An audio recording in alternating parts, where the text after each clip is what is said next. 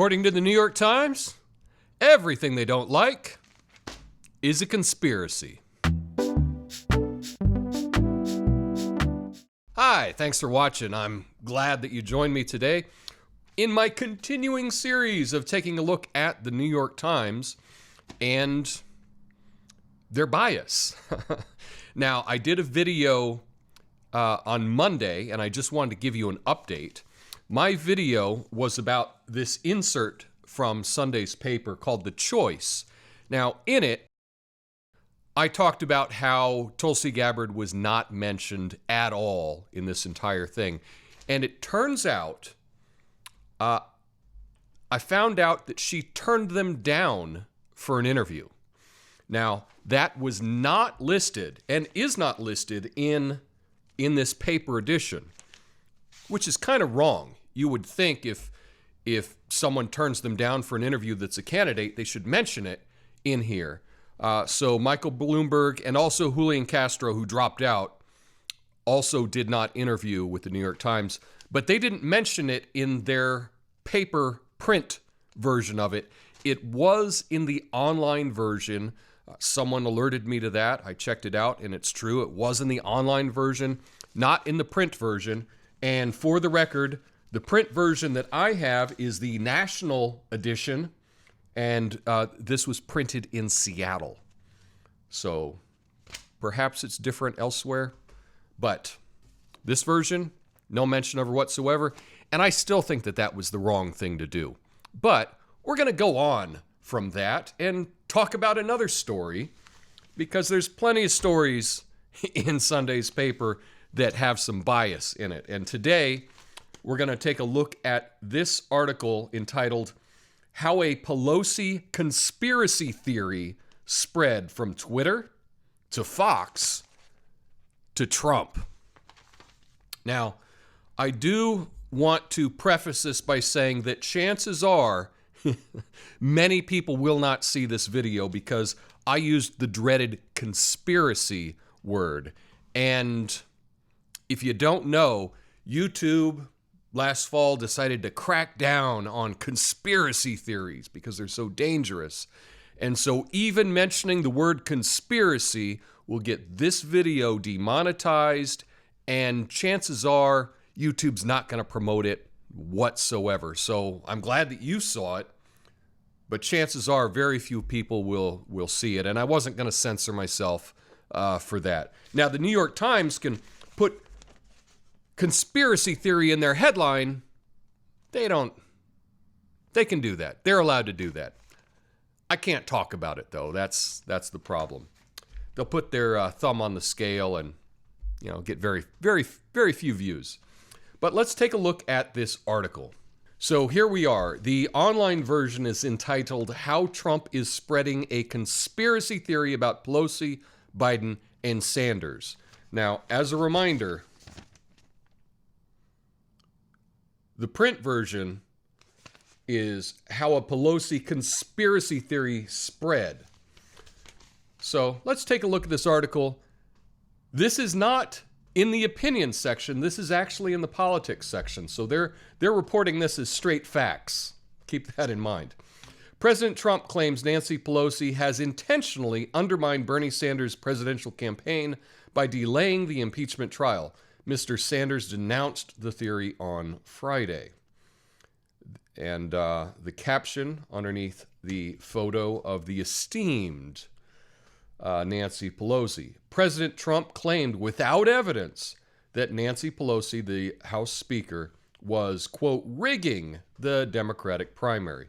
Now, it's interesting, and I've talked about this many times, that people read headlines and they don't read the entire article, and I'm going to assume that's probably true with New York Times readers as well. But let's go into this. It says, the first version of the conspiracy theory was hatched on Twitter last Friday, January 10th. Quote, don't rule out that the reason Pelosi hasn't sent impeachment to the Senate is to hurt Warren and Sanders and to help Biden. Ari Fleischer, a former White House press secretary for President George W. Bush, tapped out on his iPad. Quote, by timing the trial so it takes place during the Iowa lead-up, she has leverage over the liberals. And Mr. Fleischer's message was retweeted 1,500 times. Now, 7 days later, Mr. Fleischer's theory that Speaker Nancy Pelosi was attempting to influence the Democratic primary, for which there is no evidence, was being promulgated by President Trump. And that is the gist of the entire article. You read the article, and it just talks about how someone speculated on Twitter, it made its way to Fox News, and as we all know, Trump watches Fox News, and the New York Times can read Trump's mind and know exactly where he came up with that theory, and they can print it here as if it's fact. According to the New York Times, it went from Twitter to Fox to Trump. And they're saying this, but guess what? That's a conspiracy theory too. There's no evidence that Trump got that from Fox. No evidence whatsoever. And there's no evidence that Fox necessarily got it from Twitter. If you were to ask, I don't know, anybody following this election closely, and you were to say, hey, why do you think Nancy Pelosi delayed sending the impeachment to the Senate? I think that most people, I heard a lot of people talking about it, would go, I don't know, it kind of seems like it would hurt Sanders and Warren. And we know that Pelosi isn't a big fan of Sanders. He's the one holding all the big rallies in Iowa, so that would definitely hurt Sanders. It's not just that one guy, Ari Fleischer, posted this on Twitter and it's such a crazy idea. I think anyone with half a brain would probably make that same guess. But that's the thing. According to the New York Times, if they don't like it, it's a conspiracy theory. But if they do like it, they don't say anything about it. But what they wrote here is actually a conspiracy theory. There's zero evidence that Trump tweeted this because of something that he saw on Fox. There's no evidence of that either. But they print it in the politics section as if it's a fact. So if you're a good liberal and you're reading the New York Times, you read the top, it says, Pelosi conspiracy theory, Twitter, Fox, Trump, of course, Trump, conspiracy, blah, blah, blah, right? That's what you read. And when I read the article, there's no evidence of that. And in fact, that's what I think most people would guess as to why she delayed sending it to the Senate. Seems reasonable. It's a theory. It's not a conspiracy theory.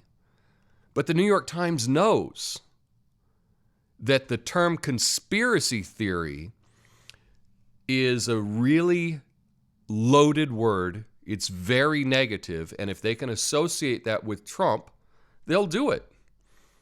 And that's what they did. They reported this as straight facts, and it's their opinion. It's their opinion about somebody else's opinion. That's not really good reporting, is it? I don't know. Maybe you see this differently than me. And if you do, I'd really like to know your opinion on this. If you're a regular New York Times reader and you read this article and you think it's straight up legit, unbiased, I would love it if you could explain to me why a totally valid hypothesis, a totally valid theory that someone could have is suddenly a conspiracy theory, but at the same time, they can write an article accusing a conspiracy between Twitter, Fox, and Trump with zero evidence. If you can explain that to me, I would love to read it because I'm open to having my mind changed on this. But to me, this is not middle of the road reporting. This is totally biased, unacceptable, in my humble opinion. But I don't know. I could be wrong. So let me know your thoughts in the comments. And if you liked this video about me talking about the BS, the biased reporting that the New York Times is doing, you can help me the most by sharing it with someone else, because we know YouTube's not going to do it. Peace.